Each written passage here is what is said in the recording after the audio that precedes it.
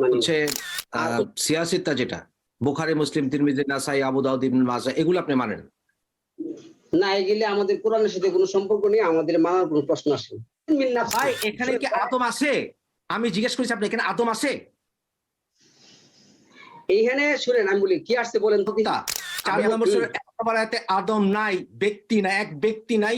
আদম আপনাকে প্রশ্ন করি ওই সময় আল্লাহ যে বললেন, আল্লাহকে বললেন যে আমি তোমার নফস থেকে তোমার সঙ্গিনী বা স্ত্রী সৃষ্টি করেছি। আবার তোমার নফস থেকে? এখানে তোমার নফস নাই, বা তার ওয়াইফকে বানানো হয়নি। হাওয়া বাদ দেন, তার ওয়াইফকে বানানো হয়নি। মিথ্যা কথা কেন বলেন?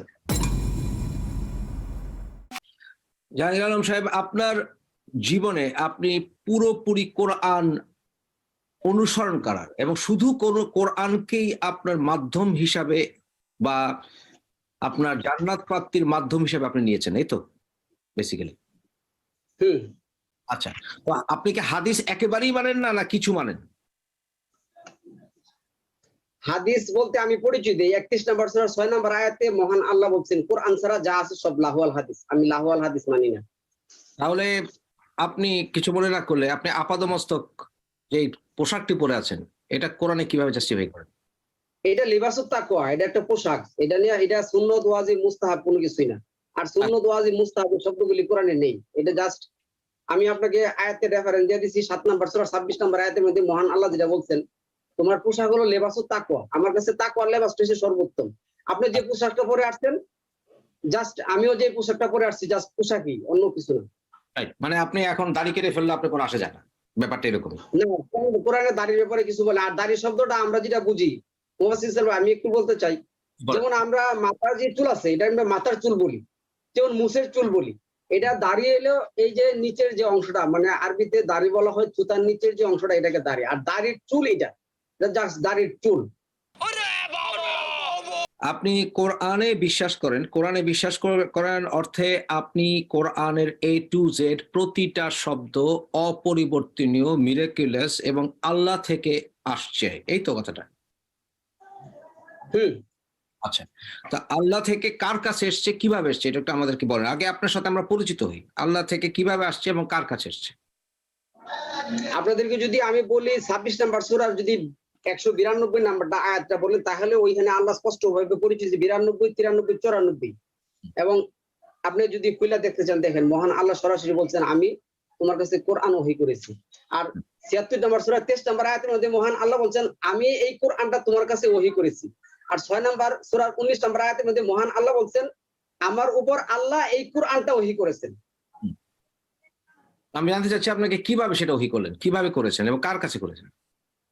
জিবরাইলের মাধ্যমে। 2 নম্বর সূরা আল বাকারার 97 নম্বর আয়াতটা দেখেন, ওইখানে লেখা আছে আল্লাহ যেটা বলছেন। জিবরাইল কি? জিবরাইল এটা কি? ইনি কে? জি, জিবরাইল ইনি কে?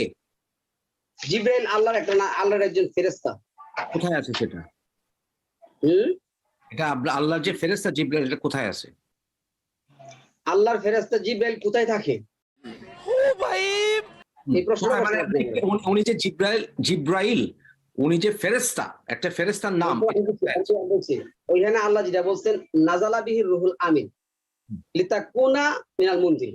আমি রুহুল আমিন জিবরাইলের মাধ্যমে আমি তোমাকে কোরআনটা কি করছি, প্রেরণ করেছি। নাজিল শব্দের অর্থ উপর থেকে আসে, আল্লাহর পক্ষ থেকে। জিবরাইল যে একজন ফেরেশতা, এটা কোথায় পেয়েছেন আর কি আমি জানতে চাচ্ছি। আল্লাহ কোরআনে পরিচয় দিবেন, কোথায় আছে উনি তো এটা বলেন না। জাহাঙ্গীর সাহেব, আপনি জি সূরা 97 নম্বর আয়াতটা রেফার করেছেন ভাই। আমরা আল্লাহ ঘুরিয়ে পেঁচিয়ে নিশ্চয়ই কথা বলেন না। আমরা জানতে চাচ্ছি যে এইখানে কোথায় বা পুরো কোরআনে কোথায় জিবরাইল যে ফেরেশতা, বা 2 নম্বর 97 নম্বর আয়াতেও জিবরাইলের মাধ্যমে উনি ওহী দিয়েছেন অন্তরে, ঠিক আছে, কিন্তু জিবরাইল যে একটা ফেরেশতার নাম, এটা কোথায় আছে? জি, আপনি ওইখানে আয়াতটা খুলেন, আমি আয়াতটা ভালো করে জানি। ফেরেশতা নাই শব্দটা, মালাইকা শব্দটা নাই। মালাইকা না, মালাক। মালাক আপনি বলেন, মালাকের ভিতরে পার্থক্য আছে। মালাক বলতে কি বোঝান, এটা তো ঐতিহাসিক এটিমোলজিক্যাল অর্থে ডিফার করে ভাই।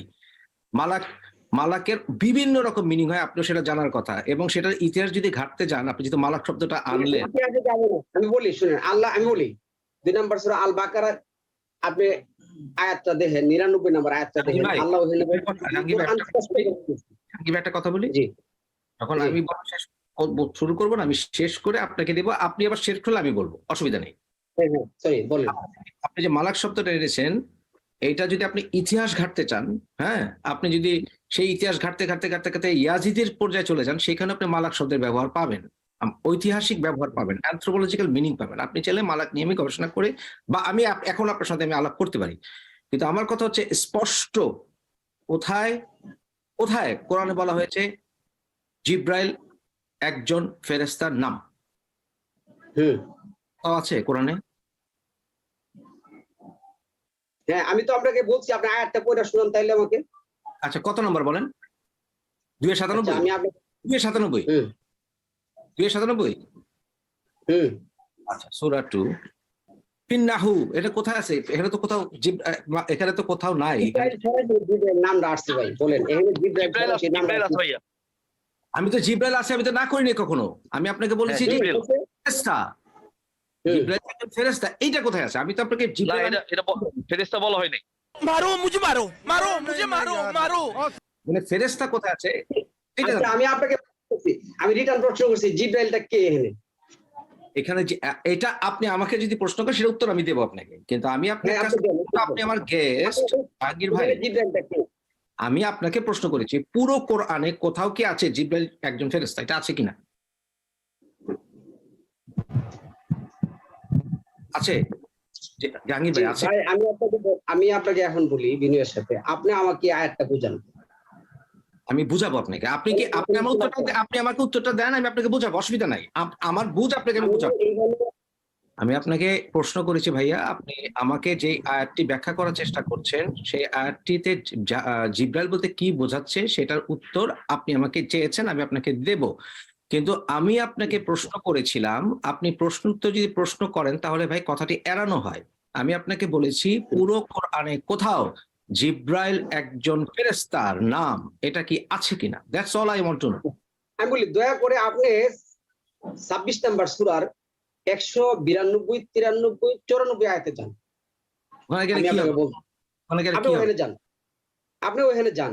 আচ্ছা, সূরা 26, 26 নাম্বার সূরার হ্যাঁ বলেন বলেন 192। আপনি এটা পড়েন, একটু পড়ে শোনান মানুষ। আচ্ছা, 192 তাই তো? 26 নাম্বার সূরা হ্যাঁ 192, 93, 94। যাচ্ছি যাচ্ছি যাচ্ছি, ডোন্ট ওয়ারি, যাচ্ছি। আচ্ছা, 192, হ্যাঁ গেলাম। ওয়া ইন্নাহু লাতাজিলু রাব্বিল আলামিন, কি হয়েছে এখানে? আমি পড়ি, আপনার পড়া উচ্চারণ ঠিক হয় না, আমি বলি শুনুন। আমার আপনার উচ্চারণ ঠিক হয়। ভাই 1 মিনিট, আমার উচ্চারণ বলুন, আপনার বলুন। ভালো হবে না। আপনি মাদ্রাসা থেকে আসছেন, আপনি এগুলো ছোটকাল থেকে পড়েন। আমি জানি, আমি পারছি। আপনি আমাকে বললেন, আমি বলি কোরআন উচ্চারণে হইলে অর্থ দেশি দিক হয়ে যায়। আপনি আমাকে না রে বললেন, ভাই, না, আমি আপনাকে ওয়ার্ড টু ওয়ার্ড মিনিং বলে দিতে পারবো, এটা ওয়ার্ড টু ওয়ার্ড মিনিং বলে দিতে পারবো। আমি জানি কিনা সেটা হচ্ছে কথা। উচ্চারণ দিয়ে কি করবেন? আপনার বাংলা উচ্চারণ আমি আপনাকে ভুল ধরতে পারবো 100টা। আপনি এখন আমার সাথে কথা বলছেন, আপনি 100টা বাংলা উচ্চারণ আমি ভুল ধরবো। আমার কথা হচ্ছে, আমি আপনাকে জিজ্ঞেস করেছি ভাই সিম্পল, আপনি উচ্চারণের দিকে যান না, উচ্চারণ আপনার আমার চেয়ে ভালো হবে, আপনি ছোটকাল থেকে সুন্দর তেলাওয়াত করেন। আমার কথা হচ্ছে ভেরি সিম্পল, আপনি বলবেন মুফাসসির ভাই আছে, নাহলে মুফাসসির ভাই নাই। আপনি ঘুরিয়ে পেঁচিয়ে কথা বলবেন না, স্ট্রেট প্রশ্ন, কোনো মিনিং খুঁজবেন না, কোনো কিছু করবেন না। পুরো কোরআনে কোথাও আছে কিনা জিব্রাইল একজন ফেরেশতা? That's all I want to know.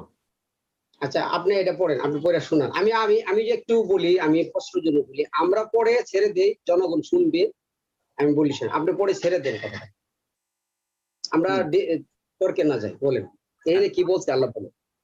আপনি বলেন, বুঝান আমাদেরকে। আপনাকে আপনি প্রশ্ন করলে আমাকে উল্টা প্রশ্ন করছেন। প্রিয় দর্শক, দেখতেই তো পাচ্ছেন সে হাদিস বাদ দিয়ে জিব্রাইল আলাইহিস সালাম যে একজন ফেরেশতা এটাই সে প্রমাণ করতে পারছে না এবং সেটা স্বীকারও করছে না। আমাদের চ্যানেলে অসংখ্য ভিডিওতে দেখিয়েছি এরা নাস্তিকদের সাথে বেহুদা কুতর্ক করতে যায়। এদের অবস্থান থেকে এরা কখনোই নাস্তিকদেরকে আল্লাহ এবং কোরআনের দিকে নিয়ে আসতে পারবে না, কেননা এরা ইতিহাস বাদ দিয়ে কোরআন প্রমাণ করতে পারছে না, এরা হাদিসকে বাদ দিয়ে কোরআনের ব্যাখ্যা করতে পারছে না। বরং এরাই একটা সময় নাস্তিকের দিকে ধাবিত হচ্ছে।